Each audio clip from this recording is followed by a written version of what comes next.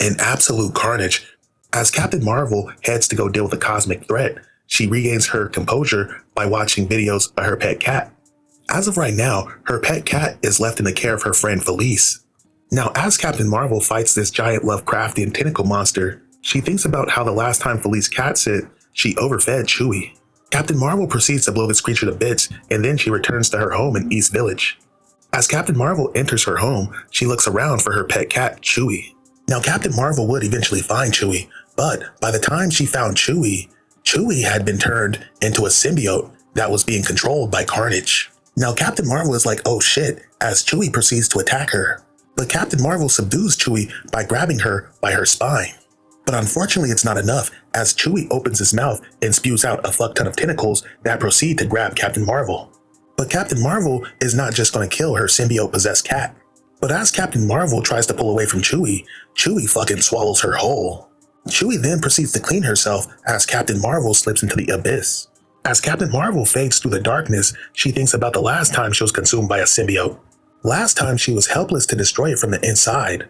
But this time will be different as she finds herself in the pocket dimension inside her cat.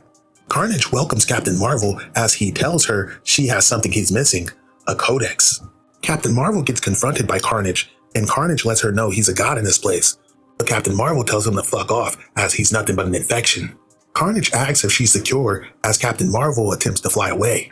But Carnage grabs her ass and drags her right back down. Now that pisses Captain Marvel off and she starts to beat the shit out of Carnage. But she quickly comes to the realization that hurting Carnage also hurts her cat in this state.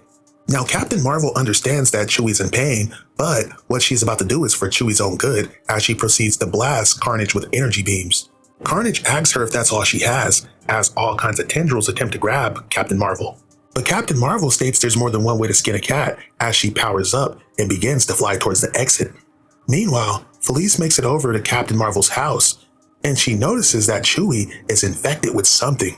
Chewie is attempting to spit something up, but as Felice attempts to help Chewie, Captain Marvel bursts out of Chewie's mouth, chasing a Carnage symbiote.